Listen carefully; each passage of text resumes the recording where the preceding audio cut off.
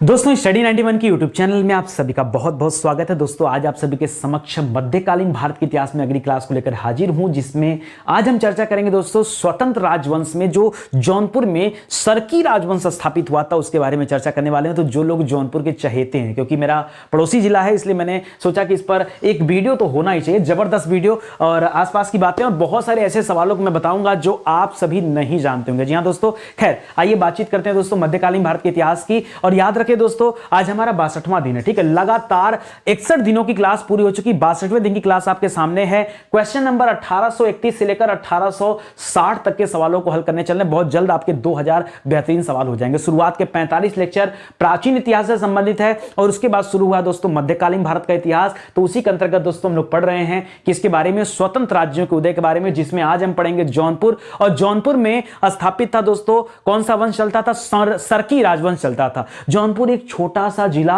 और उसने दिल्ली पर हमला कर दिया। भैया कौन सी कहानी है? चलिए आगे आते हैं और कहानी को पढ़ते हैं, ठीक है। याद रखिएगा यही कहानी अगर आपको विस्तार से पढ़ना हो तो इसीलिए दोस्तों मैंने फाउंडेशन बैच बनाया। बहुत मजा आ रहा है दोस्तों फाउंडेशन बैच में, आप आइए एक बार ज्वाइन तो करिए। बहुत कहने सुनने की जरूरत नहीं, बहुत प्रचार की जरूरत नहीं है। देखिए सब माउथ पब्लिसिटी पे होता है। अगर जो इंसान फ्री में इतने बेहतर कंटेंट को दे सकता है तो फिर भैया हमारे पेट में क्वालिटी तो होगी। और ये डंके की चोट पे आप कह सकते हो, हमारा कहना तो अलग है, ठीक है। आप भी कह सकते हो कि हां सर आपने फ्री में इतना कुछ दिया है तो पेट में निश्चित रूप से हमें ज्यादा मिलेगा, बेहतर मिलेगा और बहुत मजा आएगा पढ़ करके। ये हमारा हेल्पलाइन नंबर है, कॉल करके आप संपर्क कर सकते हैं, ठीक है। चलिए आगे बढ़ते हैं, एक एक सवालों को हल करते हैं जो दिया गया है यहाँ पर, ठीक है। ध्यान दीजिएगा आज हमारा 62वां दिन है। क्वेश्चन नंबर 1831 से लेकर 1860 तक के सवालों को हल करेंगे और जौनपुर में जो सरकी राजवंश था उसके बारे में हम लोग पढ़ने वाले हैं, ठीक है।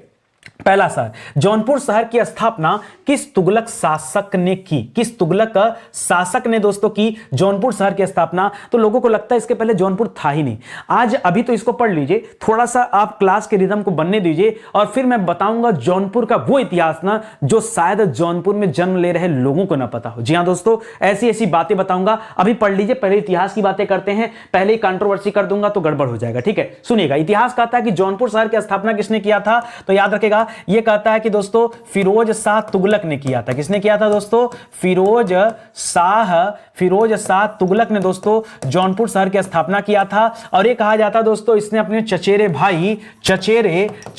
भाई जौना खां, जी हां दोस्तों, जौना खां के नाम पर दोस्तों इसका नाम जौनपुर रखा था, ठीक है। जबकि हमने इतिहास में कभी उसका नाम जौना खां पढ़ा भी नहीं, ठीक है। हाँ, इसका नाम दोस्तों हमें मोहम्मद बिन तुगलक जरूर मिला। क्या मिला दोस्तों? मोहम्मद बिन तुगलक। जी हां दोस्तों, मोहम्मद बिन तुगलक जरूर मिला। तो याद रखिएगा कहा जाता है इसी के नाम पर दोस्तों जौनपुर का नामकरण हुआ है जौनपुर। और किसने किया दोस्तों? फिरोज शाह तुगलक ने किया है, तो इसको याद रखिएगा, ठीक है। चलिए ये तो पहला सवाल हो गया। दूसरा सवाल लिख रहा दोस्तों कि जौनपुर में स्वतंत्र सरकी राजवंश की स्थापना किसने किया था? जी हां दोस्तों, ये सरकी जो राजवंश चला था जौनपुर में, इसकी स्थापना दोस्तों किसने किया था? तो याद रखिएगा ख्वाजा जहां ने। किसने किया था दोस्तों?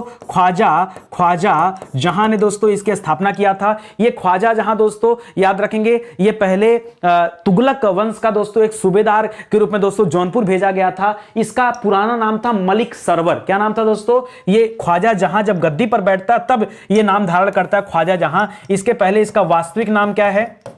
तो याद रखें दोस्तों इसका वास्तविक नाम है मलिक सरवर। क्या नाम है दोस्तों? मलिक सरवर, ये इसका वास्तविक नाम है। मलिक सरवर दोस्तों एक हिजड़ा रहता है। क्या रहता है दोस्तों? एक हिजड़ा रहता है और उसने दोस्तों सरकी राजवंश की स्थापना किया है। एक सवाल आपके मन पे और आ रहा होगा तो दोस्तों कि सरकी राजवंश की स्थापना कब होती है? तो ये अगर टाइम पीरियड चाहिए तो बताइएगा दोस्तों 1394 ईस्वी में। कब होता है दोस्तों? 1394 ईस्वी में सरकी राजवंश की स्थापना हुई है। और दोस्तों कब तक चला है? तो याद रखेगा 1394 से लेकर के 1505 ईस्वी तक। मतलब कहां तक दोस्तों सरकी राजवंश रहा है? मतलब इस संपूर्ण की बात कर रहे हैं, ये केवल इसके टाइम पीरियड की बात नहीं कर रहे हैं। मैं ख्वाजा जहां के टाइम पीरियड की बात नहीं कर रहा हूं, मैं बात कर रहा हूं दोस्तों पूरा का पूरा सरकी वंश कब तक चला है? तो 1394 से लेकर के 1505 ईस्वी तक ये पूरा सरकी राजवंश चला। इसको आप याद रखेंगे। 1394 में तो इसने स्थापना किया था, ठीक है। इसने स्थापना किया था सरकी राजवंश की, ठीक है। और इसका टाइम पीरियड क्या था दोस्तों? तो याद रखेगा इसका टाइम पीरियड था 1394 से लेकर के 1401 ईस्वी तक, ठीक है। तो ये टाइम पीरियड इसका रहता है, इसको याद रखेंगे। लिख रहा है किसने ख्वाजा जहां को मलिक उस सर्क की उपाधि दिया था? जी हां दोस्तों, मलिक उस सर्क की उपाधि दोस्तों किसने दिया था? तो ये उपाधि दोस्तों उसे नासिरुद्दीन मोहम्मद शाह ने दिया था। किसने दिया था? नासिरुद्दीन मोहम्मद शाह। जी हाँ दोस्तों, नासिरुद्दीन मोहम्मद शाह दोस्तों ये अल्प समय के लिए राजा बना था, आपको पता होगा। फिरोज शाह तुगलक के बाद दोस्तों राजा कौन बनता है, तो नासिरुद्दीन मोहम्मद शाह अल्प समय के लिए राजा बनता है और उसी ने मलिक सरवर को मलिक उस सर कहा और उसके बाद दोस्तों ख्वाजा जहां की उपाधि देकर उसे गद्दी पर भी बिठा दिया। जहां पर सर की राजवंश की स्थापना होती है वो इसी के टाइम पीरियड में है, तो इसको भी आप याद रखिएगा। इसे ख्वाजा जहां भी कहते थे, इसे मलिक सरवर इसका मूल नाम था, ये एक हिजड़ा था। नासिरुद्दीन मोहम्मद शाह ने दोस्तों इसको गद्दी पर बिठाया था, या कह सकते हैं कि उपाधि देकर दोस्तों जौनपुर को संभालने के लिए दिया था। ठीक है, चलिए आगे बढ़ते हैं, अगला सवाल करते हैं। ठीक है, लिख रहा पूर्व का सिराज या भारत का सिराज कहा जाता है। जी हां दोस्तों, पूर्व का सिराज या भारत का सिराज किसे कहते हैं, तो याद रखें दोस्तों ये कहा जाता है जौनपुर को। ये तो आपने पढ़ा होगा कि जौनपुर को पूर्व का सिराज या भारत का सिराज कहा जाता है। और क्यों कहा जाता है दोस्तों, तो याद रखेगा अत्यधिक सांस्कृतिक विरासत के कारण, अत्यधिक सांस्कृतिक विरासत के कारण, सांस्कृतिक विरासत के कारण दोस्तों इसे क्या कहा जाता है दोस्तों, इसे पूर्व का सिराज कहा जाता है। और एक बात और याद रखें दोस्तों, ये शिक्षा का बहुत बड़ा केंद्र था। ठीक है,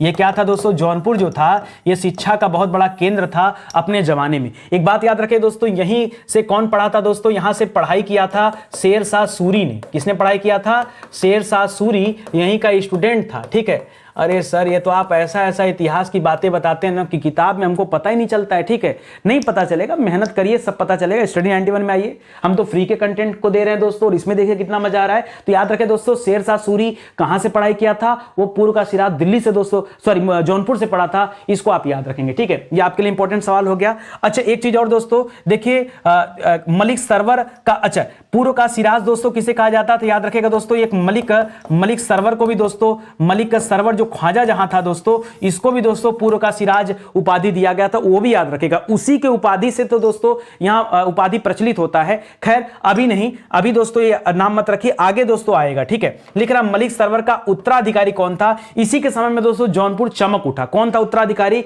इसका नाम था मुबारक शाह। क्या नाम था दोस्तों, मुबारक शाह। जी हां दोस्तों, इसी के समय में पहली बार जौनपुर चमकना शुरू हुआ और ये जौनपुर का पहला सुल्तान था, पहला सुल्तान था। ठीक है, पहला सुल्तान था, मतलब इसके पहले ये जो ख्वाजा जहां था ना, उसने कभी सुल्तान की उपाधि नहीं धारण किया। तो याद रख सकते हैं दोस्तों, पहला सुल्तान क्यों कहा, क्योंकि दोस्तों इसने सुल्तान की उपाधि जो धारण किया। ठीक है, इसके पहले जौनपुर का जो ख्वाजा जहां था उसने कभी उपाधि धारण नहीं किया, इसलिए आप इसको याद रखेंगे। ये कब से कब तक गद्दी पर था दोस्तों, एक चीज थोड़ा सा एडिट कर लीजिए, मैंने लगता गलत लिखा है। ठीक है, यहां पर दोस्तों एक समय को एडिट करना है आपको। यहां पे इसका जो टाइम पीरियड था दोस्तों मलिक का सरवर का, ये 1399 तक था। ठीक है, क्योंकि अल्प समय के लिए बीच में दोस्तों ये मुबारक शाह दोस्तों आ जाता है 1399 से लेकर 1401 ईस्वी तक। याद रखेगा, मतलब बहुत कम समय के लिए, 2 साल का समय है। ये मलिक सरवर का उत्तराधिकारी था, हालांकि पहली बार सुल्तान की उपाधि धारण किया,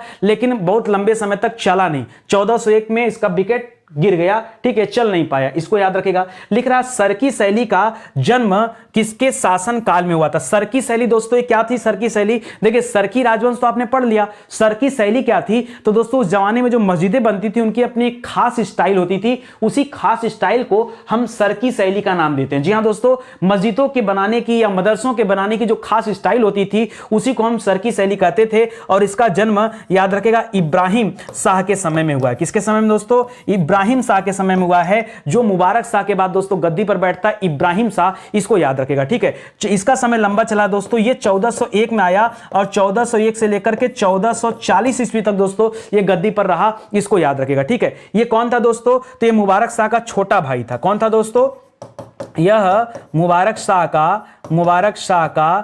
का भाई था। अब जाहिर सी बात है बड़ा भाई तो रहेगा नहीं, छोटा भाई रहेगा। ठीक है, तो मुबारक शाह का छोटा भाई था, नाम है इब्राहिम सरकी या इब्राहिम शाह। दोस्तों ये अपने उपाधि में दोस्तों सरकी नाम भी जोड़ते थे, तो उसे भी याद रखिएगा। पहली बार इब्राहिम शाह के समय में ही जौनपुर को भारत का सिराज कहा गया। याद रखिएगा दोस्तों, भारत का सिराज, ये दोस्तों फेमस कब होता है दोस्तों, भारत का सिराज टाइटल, तो याद रखिएगा वो इसी के समय में दोस्तों फेमस होता है है, इसको भी आप याद रखेंगे, मतलब पूरा भारत इसको जान गया जौनपुर को, ठीक है, इसे ध्यान दीजिएगा। आगे देखिए लिख रहा कीर्तिलता काव्य ग्रंथ के रचनाकार हैं। सर एक मिनट रुकिए, ये कीर्तिलता तो बड़ा प्रसिद्ध काव्य ग्रंथ है, सर अचानक से आपको कीर्तिलता की याद कैसे आ गई? ठीक है, तो दोस्तों आ जाती याद क्यों? क्योंकि कीर्तिलता के जो रचनाकार हैं वो यहीं से संबंधित हैं। क्या नाम है? मैथिली कवि हैं दोस्तों विद्यापति ठाकुर जी, ठीक है, याद रखेगा विद्यापति ठाकुर नाम है दोस्तों जो इसके रचनाकार हैं, ठीक है, इनको मैथिली भी कहा जाता है, ठीक है, मैथिली भी कहा जाता है, ठीक है, तो याद रखें दोस्तों विद्यापति ठाकुर जी, उन्होंने इसकी रचना किया है। और याद रखेगा ये किसके दरबार में रहते थे? तो ये इब्राहिम के ही दरबार में रहते थे। जी हाँ दोस्तों, इब्राहिम के दरबार में रहते थे। देखिए मैंने आपसे एक बात कहा था, जौनपुर को पूर्व का सिराज क्यों कहा जाता है? तो सांस्कृतिक विरासत के कारण कहा जाता है। क्यों? क्योंकि दोस्तों संस्कृति की रक्षा इन्होंने बहुत, सरकी राजवंश में दोस्तों संस्कृति की रक्षा बहुत ज्यादा हुआ था, ठीक है, आप ये कह सकते हैं। तो बड़ा इंपॉर्टेंट चीज है, इसको ध्यान रखेंगे, ठीक है। इब्राहिम शाह के दरबार में दोस्तों ये ग्रंथ की रचना हुई थी और याद रखेंगे। लिख रहा है इब्राहिम शाह के शासन काल के प्रमुख ग्रंथ और कौन कौन से हैं? चलिए ग्रंथ का नाम तो सर आपने बता दिया, ठीक है। पहला ग्रंथ मान लीजिए सर हमने लिख लिया कीर्तिलता, ठीक है, कीर्ति पताका भी दोस्तों इन्हीं की रचना है, ठीक है। दूसरा दोस्तों याद रखेगा फतवा ये इब्राहिम शाही, फतवा ये इब्राहिम शाही दोस्तों, एक दूसरा फतवा ये इब्राहिम शाही ने, खाली इब्राहिम लिख लीजिए, फतवा ये इब्राहिम, ठीक है, इब्राहिम शाही लिख लीजिए पूरा नाम, ठीक है। फतवा इब्राहिम शाही की रचना भी इसी हुआ था। इसी तरह एक और ग्रंथ है दोस्तों इरशाद, कौन सा ग्रंथ है दोस्तों? इरशाद नामक ग्रंथ की रचना भी इब्राहिम शाह के समय में हुआ है। इसी तरह हाशिया ये हिंदी, क्या नाम है दोस्तों?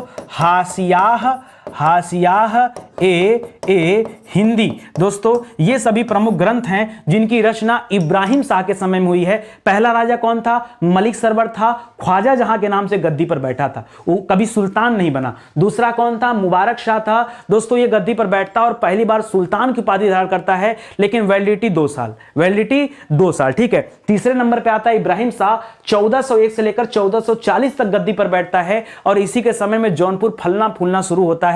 याद रखेंगे कैसे फला फूला, तो याद रखेगा कई सारे जो है कवियों को दोस्तों अपने दरबार में इसने लाया, ये भी आप याद रखेगा। आपको याद है 1540 इसका टाइम पीरियड खत्म हो रहा है, एक बात याद आ गया मुझे, ठीक है, 1540 एक तरफ टाइम पीरियड खत्म हो गया खत्म हो रहा है इब्राहिम शाह का। 1540 में ही आपने पढ़ा होगा मलिक मुहम्मद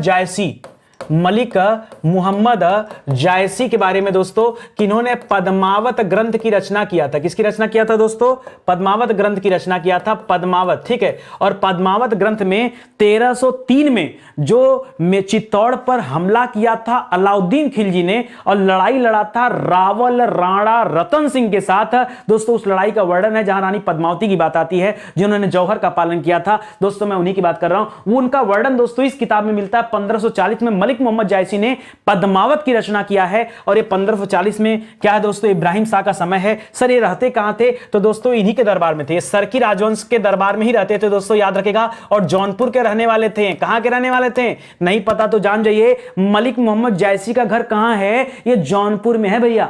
मैंने कहा ना क्या जौनपुर को हम बहुत विस्तार से पढ़ेंगे दोस्तों, ठीक है। पड़ोसी जिला मेरा, तो मैं चाहूंगा कि इसको और अच्छे से मैं पढ़ाऊं और मजा आए, थोड़ा सा कभी कभी अपनापन फील होता है, ठीक है। इस वजह से बहुत सारी चीजें मैं दे रहा हूं, तो इसको याद रखेगा। चलिए आगे बढ़ते हैं। लिख रहा किस सरकी सुल्तान ने जौनपुर में अटाला मस्जिद का निर्माण कराया? दोस्तों मैंने शुरुआत में 2 क्वेश्चन आपको बोला था, उसको जरा याद रखने के लिए बोला था, ठीक है। उसमें से एक सवाल यह भी है कि अटाला मस्जिद था कि अटाला मंदिर है, ठीक है। हम चर्चा बाद में करेंगे। जौनपुर की स्थापना सच में फिरोज शाह तुगलक ने किया था या उसके पहले जौनपुर का अस्तित्व था? ये 2 सवाल कंट्रोवर्सी वाले सवाल आप याद रखेगा। आज की क्लास में दोस्तों डिस्कस किया जाएगा, लेकिन थोड़ा सा रुक करके, ठीक है। तो पहले आइए देखते हैं किस सरकी सुल्तान ने जौनपुर में अटाला मस्जिद का निर्माण कराया था। तो यही इब्राहिम शाह था जिसने अटाला मस्जिद का निर्माण कराया है। यही इब्राहिम शाह है जिसने अटाला मस्जिद का निर्माण कराया। इब्राहिम शाह सरकी दोस्तों, इसी ने अटाला मस्जिद का निर्माण कराया। हालांकि अटाला मस्जिद की नींव दोस्तों किसने डाली थी? नींव दोस्तों डाला था फिरोज शाह तुगलक। कौन डाला था दोस्तों? फिरोज शाह तुगलक ने दोस्तों नींव डाला था, ठीक है। और दोस्तों कार्य कब पूरा हुआ दोस्तों? कार्य पूरा हुआ किसके शासनकाल में? तो कार्य पूरा होता है इब्राहिम शाह के शासनकाल में सन 1408 ईस्वी में। कब दोस्तों? याद रखेगा, इब्राहिम शाह के शासनकाल में सन 1408 में। भाई 1401 पे गद्दी पर बैठा है और 1408 में याद रखेगा ये मस्जिद वाला काम दोस्तों पूरा हो जाता है, ठीक है। और इसी के शासनकाल में, इब्राहिम शाह के शासनकाल में एक और मस्जिद बनाई गई जौनपुर में ही, जिसे हम कहते हैं झांझरी मस्जिद। क्या कहते हैं दोस्तों? हम उसे क्या कहते हैं? इब्राहिम शाह के समय में याद रखेंगे झांझरी मस्जिद। कौन सी दोस्तों? झांझरी। जी हां दोस्तों, झांझरी मस्जिद का निर्माण कराया गया था इसी के द्वारा 1430 में। कब कराया गया था दोस्तों? 1430 में। जो बच्चे नहीं जानते जान जाइए, जो जौनपुर के रहने वाले हो तो विशेष रूप से ध्यान दीजिए। क्या आपने इन सारी चीजों को पढ़ा था? क्या जौनपुर के इतिहास को आपने कभी खंगालने का प्रयास किया? देखिए, जब इतिहास को खंगालेंगे तो उत्तर आपको भी मिलेगा। मैं कहीं से ढूंढ कर ही तो लाया हूं। जाहिर सी बात है, मेहनत करोगे तो सब कुछ मिलेगा। आप वेबसाइट को खाक डालिए, किताबों को चाट डालिए, आपको आपका उत्तर अवश्य मिलेगा। चलिए आगे बढ़ते हैं, अगला सवाल देखते हैं। लिख रहा है, किसके शासनकाल की सबसे बड़ी उपलब्धि चुनार की विजय थी? ध्यान दोस्तों, चुनार दोस्तों कहां पड़ता है? तो चुनार पड़ता है दोस्तों मिर्जापुर में, ठीक है। ये मिर्जापुर और वाराणसी के बीच में है। मिर्जापुर एवं वाराणसी के मध्य में दोस्तों, वाराणसी के मध्य में है। याद रखिएगा चुनार, और चुनार में दोस्तों किला भी था, ठीक है। और आपको पता होगा दोस्तों, चुनार वही जगह जहां शेरशाह सूरी का दोस्तों स्थान था। और इस चुनार किले पर दोस्तों कौन राजपाट करता था? तो शेरशाह सूरी। या कभी आपने इतिहास में दोस्तों चंद्रकांता का नाम सुना है क्या? चंद्रकांता, अरे सर सुना, वो क्रूर सिंह वाला पहले एक सीरियल आता था, वही वाला चंद्रकांता क्या? हाँ हाँ हाँ, पकड़ लिए भैया। ये चुनार का किला किससे संबंधित है? ये चंद्रकांता वाली स्टोरी से संबंधित है दोस्तों, याद रखेगा। फिलहाल आइए बात करते हैं, किसके काल की सबसे बड़ी उपलब्धि चुनार की विजय थी, मतलब चुनार को जीत करके जौनपुर सल्तनत में शामिल कर लिया गया था। क्या बात कर दी है सर। अच्छा, आपको ये नहीं पता कि जौनपुर का विस्तार कहां से कहां तक था? चलो कंट्रोवर्सी का तीसरा पॉइंट नोट करो, मैं आपको बताऊंगा जौनपुर का विस्तार, अभी बताऊंगा, मजा आ जाएगा। नेपाल से लेकर बुंदेलखंड तक जौनपुर था। मैंने क्या कहा? नेपाल से लेकर बुंदेलखंड तक जौनपुर था। इधर पश्चिम में अलीगढ़ से लेकर के पूरब में कहां तक? दरभंगा तक कौन था? जौनपुर था। सर इतना बड़ा जौनपुर हमने तो कभी सोचा ही नहीं। हाँ, तो कैसे सोचोगे? जैसे भारत दोस्तों कहां तक था? इंडोनेशिया वगैरह, इधर काबुल, कांधार वगैरह सब भारत में आता था। इंडोनेशिया, बर्मा, म्यांमार सब अलग थोड़ा था। ये नेपाल, भूटान सब भारत का हिस्सा था। तो जैसा आप पुराने समय जाएंगे आपको सब कुछ मिलेगा, वैसे जौनपुर को याद रखेगा। खैर आइए आगे बढ़ते हैं। तो याद रखेगा दोस्तों, किसके शासनकाल की सबसे बड़ी उपलब्धि थी? तो याद रखेगा, अब नया राजा बनता दोस्तों महमूद शाह। कौन बनता है? याद रखेगा, महमूद शाह की सबसे बड़ी उपलब्धि क्या रहती है? उसने चुनार विजय किया था, ठीक है। और बहुत इसके समय में और कोई बहुत बड़ा काम नहीं, एक छोटा सा काम था, इसलिए मैंने आपको यहां पर बता दिया। कब से कब तक टाइम पीरियड है आपके मन में आ सकता है? तो 1401 से लेकर 40 तक तो इब्राहिम शाह था, 40 से लेकर के 1457 तक, ठीक है। 40 से लेकर 57 तक कौन दोस्तों? ये महमूद शाह गद्दी पर बैठा है, जो सरकी राजवंश में। लिख रहा है महमूद शाह का उत्तराधिकारी दोस्तों कौन था? यानी महमूद शाह के बाद दोस्तों गद्दी पर कौन बैठता है? तो इसी के जैसा नाम है, इसका नाम है मुहम्मद शाह, ठीक है। तो बहुत लोग कंफ्यूज होते हैं, याद रखेगा महमूद शाह पहले आया है, मुहम्मद शाह दोस्तों बाद में आया है, ठीक है। और इसका मूल नाम क्या था दोस्तों? वास्तविक नाम था भीखन खां, ठीक है। मूल नाम क्या था दोस्तों? भीखन खां, ठीक है। जब ये सब गद्दी पर बैठते थे ना तो अपना नाम भौकाली रख लेते थे, इसको याद रखेगा। और बहुत कम टाइम पीरियड के लिए, 1457 पे गद्दी बैठा और 58 में आउट। क्या बात कर दी सर, ये तो पहले वाले सुल्तान से भी खराब स्थिति थी। पहला वाला सुल्तान कौन था जिसने सुल्तान की उपाधि धारण किया था? मुबारक शाह। सर मुबारक शाह सब दिमाग में है सर, याद है हमको, ठीक है। बहुत बढ़िया, याद है तो अच्छी बात है, याद रखेगा। उसका विकेट 2 साल में गिरा था और इसका विकेट 1 ही साल पे गिर गया। कौन है दोस्तों? ये मुहम्मद शाह है, महमूद शाह के बाद गद्दी पर बैठा है। लिख रहा है सरकी वंश का अंतिम शासक कौन था? ये सर अभी तो इतिहास शुरू ही हो रहा था, जौनपुर इतिहास खत्म हो गया क्या? अरे भाई रुको, समझते चलो। अब क्या करें, इतने राजा थे, बहुत लंबा राजवंश चला नहीं। अरे शुरू में आपको बताया कि 1394 में तो स्थापना हुआ बेचारा जौनपुर का, और 1505 में विकेट खत्म करना है, और यहां 1458 तक आ गए हो। कितना? 40-50 साल और है, तो कुछ और लोगों को कर लेने दो काम, ठीक है। तो अंतिम राजा कौन रहता दोस्तों? अंतिम है दोस्तों हुसैन शाह सरकी। कौन है?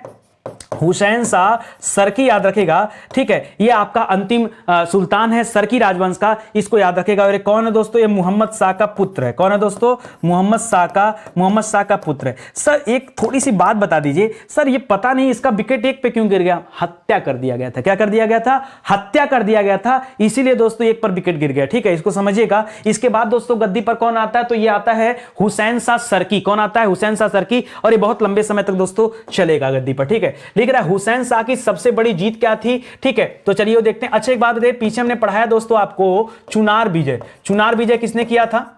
जल्दी से बताइए।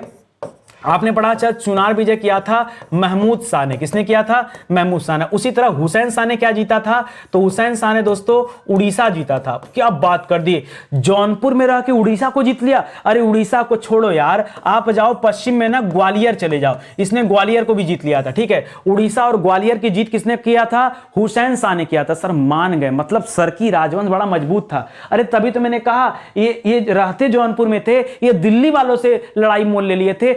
दिल्ली वालों, पता दिल्ली चंदावर का एक युद्ध और हुआ है, आपने एक ही चंदावर पढ़ा है ना।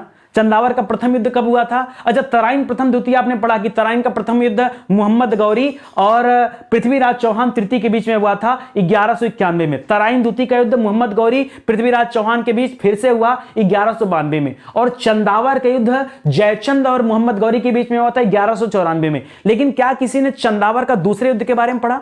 ये चंदावर का द्वितीय युद्ध दोस्तों, ये सरकी राजवंश और वहां दोस्तों दिल्ली के बीच में लड़ा गया था, इटावा के पास में, ठीक है। उसको भी याद रखेगा, वो भी आपके लिए इंपॉर्टेंट है। और इटावा को जौनपुर में शामिल कर लिया गया था, वो पहले दिल्ली का हिस्सा था, उससे छीन करके जौनपुर में शामिल कर लिया गया, ये भी आप याद रखेंगे, ठीक है। खैर आगे आइए, लिख रहा हुसैन शाह कब और किस शासक से युद्ध के लिए दिल्ली रवाना हुआ था दोस्तों? अब लिख रहा है दोस्तों, ये हुसैन शाह कहां जा रहा है? दिल्ली जा रहा है, और इसी लड़ाई के लिए। तो याद रखेगा दोस्तों, ये बहलोल लोदी के समय में पहली बार, ठीक है, पहली बार दोस्तों याद रखेगा, बहलोल लोदी के समय में दोस्तों पहली बार ये दिल्ली की तरफ रवाना होता है, कूच करता है। कब दोस्तों? 1478 ईस्वी में दोस्तों कूच करता है, याद रखेंगे, ठीक है। लिख रहा है हुसैन शाह के समय किसने जौनपुर को दिल्ली सल्तनत में शामिल कर लिया था? हुसैन शाह के समय किसने जौनपुर को दिल्ली सल्तनत में दोस्तों शामिल कर लिया था? तो कुछ समय के लिए दोस्तों सिकंदर लोदी ने दोस्तों क्या किया था? याद रख। अच्छा जब बहलोल लोदी से लड़ाई होती है तो एक बार तो लड़ाई हार जाता है, दोबारा दोस्तों लड़ाई होती है तो जीत जाता है, इटावा को जौनपुर में शामिल कर लेता है। फिर बहलोल लोदी ने अपने पुत्र बारबक लोदी को, जिसको आगे चल के सिकंदर लोदी कहा गया, इसको दोस्तों भेजता है, और ये आता है फिर जौनपुर में हुसैन शाह सरकी के शासन को समाप्त करके जौनपुर को पुनः दिल्ली सल्तनत में क्या कर लेता है? मिला लेता है, ठीक है। तो तुगलक वंश के समय में आजाद हुआ था, और लोदी वंश के समय में दोस्तों पुनः ये दिल्ली में शामिल हो गया, इसको भी याद रखेंगे, ठीक है। याद रखेगा स्टडी 91 के प्लेटफॉर्म से बहुत सारी किताबें लॉन्च की है, तो सैंपल के तौर पे दिखा रहा हूं। आप चाहें तो किताबों को अमेजन, फ्लिपकार्ट, मीशो कहीं से भी ऑर्डर कर सकते हैं, या फिर आप हमारे वेबसाइट और एप्लीकेशन से भी ऑर्डर कर सकते हैं दोस्तों। सब फीचर दिया गया, मार्केट से भी ले सकते हैं, जहां जी आए वहां से परचेज कर लीजिए। जबरदस्त कंटेंट है, जिस तरह हम अपने फ्री के यूट्यूब वीडियोज में दोस्तों अच्छे कंटेंट देते हैं, और उसी तरह से पेड वीडियो और किताबों में तो जबरदस्त कंटेंट होता है। आप एक बार लेंगे ना तो खुद ही समझ आएगा कि दोस्तों कहीं कॉपी पेस्ट नहीं किया गया है, मेहनत किया गया टीम के द्वारा, लिखा गया है कंटेंट कोड, तब आपको दिया जा रहा है, ठीक है। हमारा हेल्पलाइन नंबर दोस्तों, कॉल करके आप संपर्क कर सकते हैं, ठीक है। चलिए आगे बढ़ते हैं। अब देखिए, अब आपको लगेगा सर आपने तो अंतिम शासक बता दिया, स्टार्ट किया मलिक सरवर से, ख्वाजा जहां से, और हुसैन शाह सरकी पर सर पटक करके खत्म कर दिया कहानी को 1505 में। लेकिन सर क्या जौनपुर का इतिहास ही समाप्त हो गया? नहीं, अब तो दोस्तों आगे के जो पिछला 15 सवाल में तो खत्म कर दिया इतिहास, अब आगे के 15 सवाल ऐसे सवाल है ना जो आपको आते नहीं है, जो मैंने बहुत मेहनत से कलेक्ट किए हैं, ठीक है। पढ़िएगा सवाल, लिख रहा किस शासक ने हिंदुस्तानी शास्त्रीय संगीत, क्या होगा दोस्तों? शास्त्रीय कर लीजिएगा यहां पर, ठीक है। शास्त्रीय संगीत के विकास में महत्वपूर्ण योगदान दिया दोस्तों। ऐसा कौन सा राजा हुआ? तो जो अंतिम शासक था हुसैन शाह सरकी जो अंतिम था ना, याद रखेगा इसके बारे में, इसने हिंदुस्तानी शास्त्रीय संगीत के विकास में बहुत महत्वपूर्ण योगदान दिया। क्यों? क्योंकि दोस्तों ये बहुत टैलेंटेड था, इसने रागों की रचना भी की है, कई सारी रागों की रचना की, कई सारे शास्त्रीय संगीतों की रचना की दोस्तों। इसको ना गंधर्व की उपाधि दिया गया था भैया। क्या बात कर रहे हैं सर इसको गंधर्व की उपाधि मिली थी? हाँ, पूछता है सवाल कि किस सरकी शासक को गंधर्व की उपाधि मिली थी, तो क्या बताएंगे? हुसैन शाह सरकी को गंधर्व की उपाधि दी गई थी। क्यों? संगीत का बहुत बड़ा ज्ञाता था। क्या था, ये संगीत का बहुत बड़ा ज्ञाता था और इसको कहीं कहीं पे दोस्तों इसको ख्याल गायकी का संस्थापक माना जाता है। सर एक मिनट सर, ये कहां से सवाल ला रहे हैं। मैंने कहा ख्याल गायकी का कई किताबों में लिखा है दोस्तों, मैंने पढ़ा, तो दोस्तों इसको संस्थापक भी माना जाता है। ये संरक्षण दिया हुआ था ख्याल गायकी को, ठीक है, और इसने उसको खूब जो है विस्तृत किया। तभी तो मैंने कहा कि दोस्तों पूर्व का सिराज कहने के पीछे सिर्फ शिक्षा का केंद्र ही नहीं, सांस्कृतिक विरासत के कारण भी जौनपुर को पूर्व का सिराज कहा जाता था। ये आप ध्यान रखेंगे, ठीक है। लिख रहा पद्मावत ग्रंथ की रचना किसने किया है, तो याद रखेगा मलिक मोहम्मद जायसी ने किया है।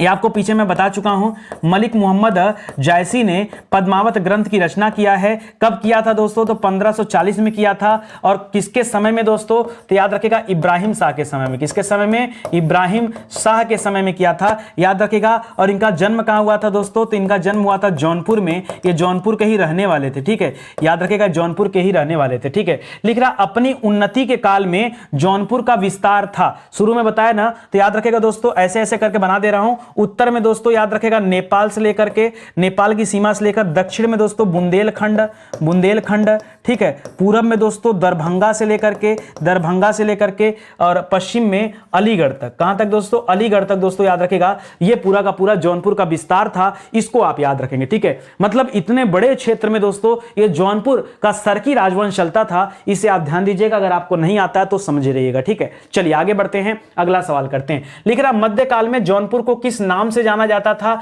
अब आप जो रटे रटाए हैं, आप कहेंगे सर जौनपुर को कहा जाता था पूर्व का सिराज। क्या कहा जाता था, पूर्व का सिराज। चलो ठीक है, ये तो सही है। कुछ बच्चों के दिमाग में आया और उन्होंने कहा कि सर जौनपुर को कहा जाता था भारत का सिराज। क्यों, क्योंकि अब जौनपुर की प्रसिद्धि केवल पूर्व की तरफ नहीं थी दोस्तों, ये भारत की हो गई थी, तो भारत का सिराज। इतना ही नहीं दोस्तों, जौनपुर को एक तीसरा नाम दे दीजिए, परीक्षा में आए तो बताइएगा, जौनपुर को ढाक ए अमन भी कहा जाता था। यही वो सवाल है जो आपको नहीं पता है, ठीक है। पूर्व का सिराज, भारत का सिराज तो आप जानते हैं, जो आप नहीं जानते हैं वो बताना मेरा काम है।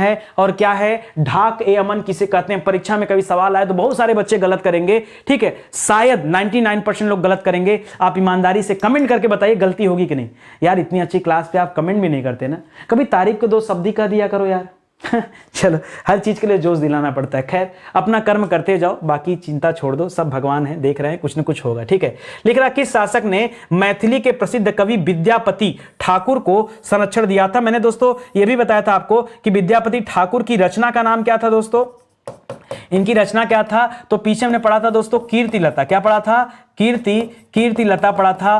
कीर्ति पताका भी दोस्तों इन्हीं की रचना, कीर्तिलता, कीर्ति पताका, ये सब दोस्तों इनकी रचनाएं हैं, ये आप याद रखेंगे। इनको मैथिली का प्रसिद्ध कवि माना जाता है। अच्छा, संरक्षण दोस्तों इनको किसने दिया था, तो बताया था दोस्तों पीछे मैंने, इब्राहिम शाह ने दिया था। किसने दिया था दोस्तों, इब्राहिम शाह ने इनको संरक्षण दिया था, ठीक है, इसको भी याद रखेगा। अच्छा, एक चीज दोस्तों यहां पर और आपको याद रखना है, आपको मैंने बताया था इब्राहिम शाह के समय में ही अटाला मस्जिद का निर्माण हुआ था 1408 में, और झांझरी मस्जिद का निर्माण 1430 में हुआ था। वो दोनों पॉइंट भी इब्राहिम शाह सरकी के साथ याद कर लेना। लिख रहा अपने नाम का सिक्का जारी करने वाला पहला सरकी शासक कौन था जिसने अपने नाम का सिक्का जारी किया। दोस्तों जो अल्पकाल के लिए आया था ना, अल्पकाल का जो मलिक सरवर के बाद आया था, मुबारक शाह, ठीक है। कौन आया था दोस्तों, मुबारक शाह, याद रखेगा। उसने दोस्तों क्या किया था, सिक्का जारी किया था। जी हां दोस्तों, जौनपुर का अपना सिक्का भी चलता था, इसको याद रखेगा। इसका मूल नाम क्या था दोस्तों, इसका नाम मूल नाम था करण फूल। क्या नाम था दोस्तों, मूल नाम था करण फूल दोस्तों, इसका मूल नाम था, याद रखेंगे।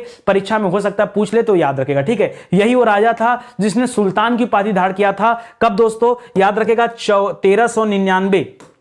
1399 से 1401 तक दोस्तों एक गद्दी पर रहा। बताया था ना, पहला सुल्तान की उपाधि दोस्तों पहली इसने धारण किया था, सुल्तान की उपाधि, ठीक है, सुल्तान की उपाधि दोस्तों इसने धारण किया था पहली बार, ठीक है। तो याद रखेगा, वो भी सरकी राजवंश की बात कर रहे हैं, यहां पर पहली बार दोस्तों धारण किया था, तो ये भी याद रखेगा। इसने अपने नाम का सिक्का भी चलाया था, ठीक है। चलिए सर, वो कंट्रोवर्सी वाले जो सवाल बता रहे थे वो कब पढ़ाएंगे, आ रहा है नंबर आ रहा है, सुनते जाओ। लिख रहा किस सरकी शासक ने सबसे अधिक समय तक शासन किया, सबसे लंबा टाइम पीरियड दोस्तों किस सरकी शासक का रहा, तो ये हुसैन शाह सरकी का रहा। किसका रहा दोस्तों, याद रखेगा, जो हुसैन शाह सरकी था, जो हुसैन शाह सरकी था दोस्तों, इसका टाइम पीरियड सबसे ज्यादा। अगर मैं दोस्तों यहां सरकी राजवंश की स्थापना की बात करूं तो आपने पढ़ा दोस्तों इसकी स्थापना हुआ था 1394 में। दूसरा दोस्तों यहां पर ख्वाजा जहां गद्दी पर बैठता है, ख्वाजा जहां का टाइम पीरियड क्या रहता है भैया, तो रहता है दोस्तों 1394 से लेकर 99 तक, ठीक है। इसके बाद दोस्तों मुबारक शाह आता है। कौन आता है? मुबारक शाह गद्दी पर आता है। ये कब रहता है दोस्तों? ये 1399 से 1401 तक। इसके बाद कौन आता है? इसके बाद आता है इब्राहिम शाह। कौन आता है? इब्राहिम शाह।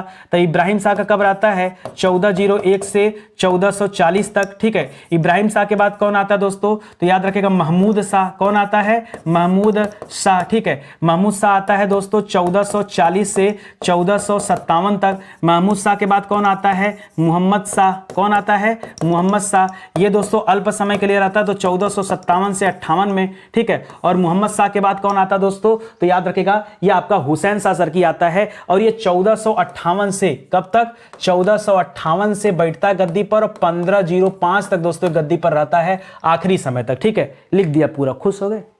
खुश हो गए कि नहीं?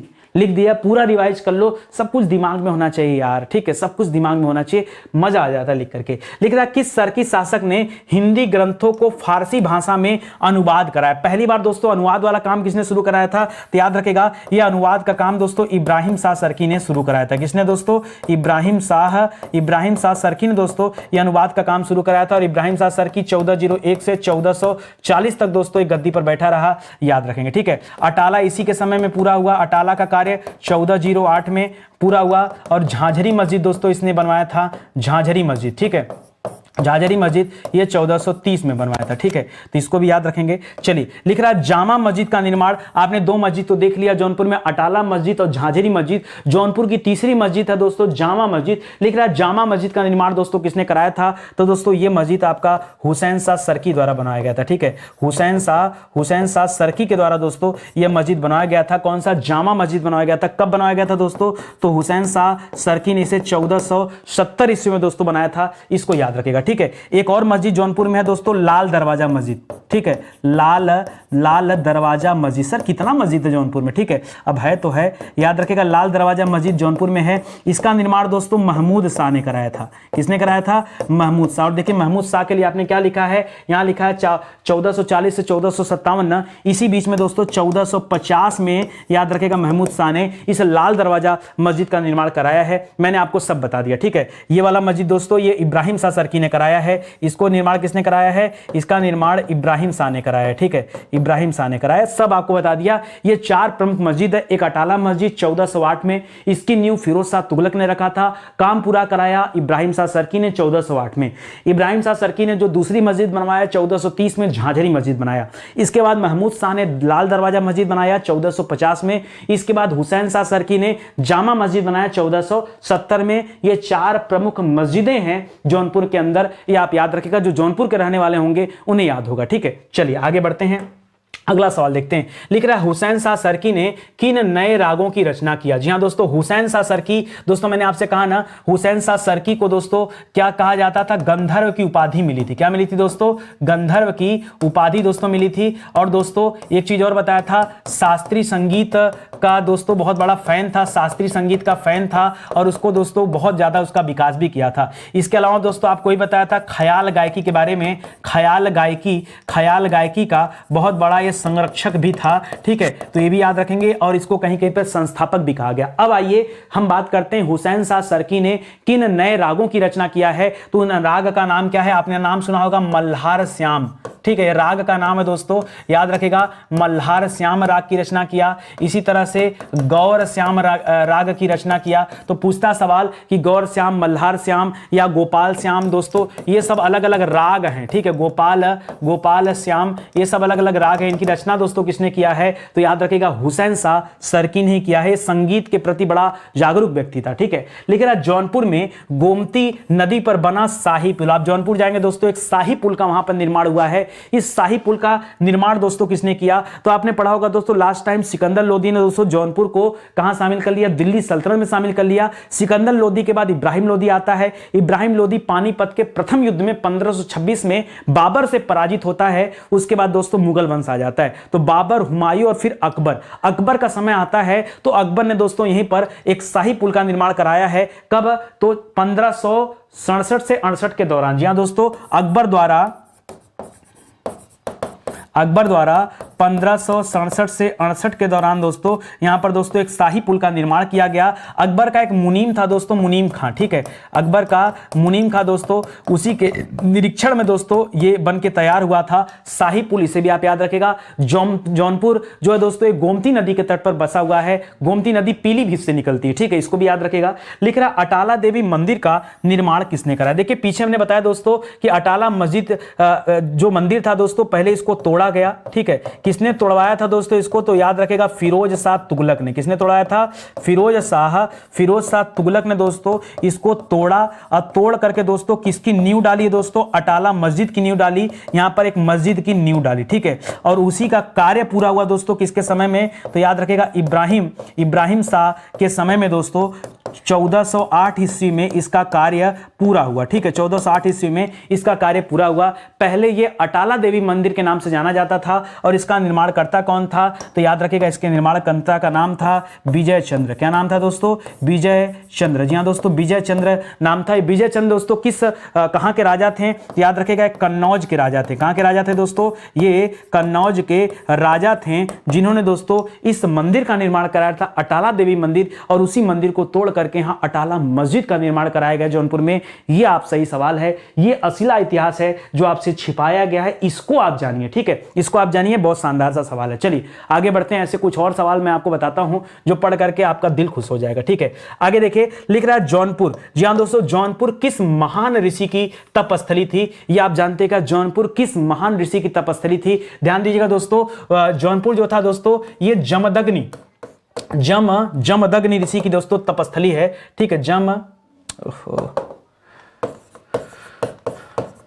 जमदग्नि ऋषि की तपस्थली है। थोड़ा सा रुकेंगे ना तो मैं आपका दिल खुश कर दूंगा, ठीक है। जमदग्नि ऋषि की तपस्थली थी। एक्चुअली में सुनिएगा, ये जमदग्नि ऋषि पूर्व में कहां रहते थे दोस्तों? पूर्व में पंजाब में रहते थे। कहां रहते थे दोस्तों? पंजाब में रहते थे।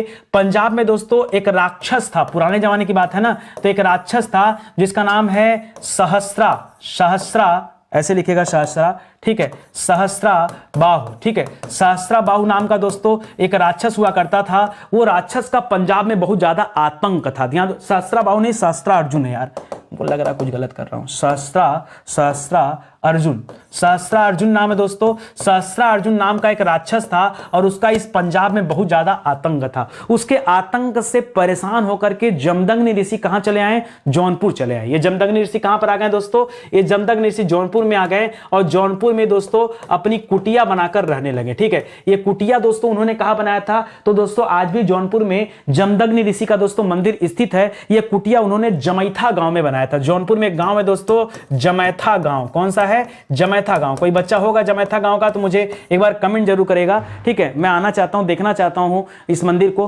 हालांकि मैं आज तक कभी यहां जा नहीं पाया, ठीक है। तो जमैथा गांव में दोस्तों अपनी कुटिया बनाया। आप कह रहे होंगे सर कहां का इतिहास पढ़ा रहे हैं, ठीक है, थोड़ा सा रुकिए। आप इतना समय देते हैं यार किताबों को पढ़ने में, थोड़ा सा समय अपनी सांस्कृतिक विरासत को जानने में नहीं लगा सकते? अपने धर्म को जानने में नहीं लगा सकते? क्या दिक्कत है? बहुत जल्दी हो रही, बहुत समय का बचत कर लेना। सुनो जो समझा रहा हूं, ठीक है। जमदग्नि ऋषि जब यहां सहस्रा अर्जुन से के आतंक से परेशान होकर जौनपुर आ जाते हैं, जौनपुर का उन्हें जो वातावरण रहता है वो बड़ा अच्छा लगता है और यहीं पर वो अपना जो है तपस्थली बना लेते हैं, यहीं पर तप करते हैं, आश्रम कुटिया बना लेते हैं और यहीं पर अपनी पत्नी के साथ रहने लगते हैं। इसी कुटिया में, जमैथा वाली कुटिया में दोस्तों याद रखेगा, यहीं पर जन्म होता है किसका?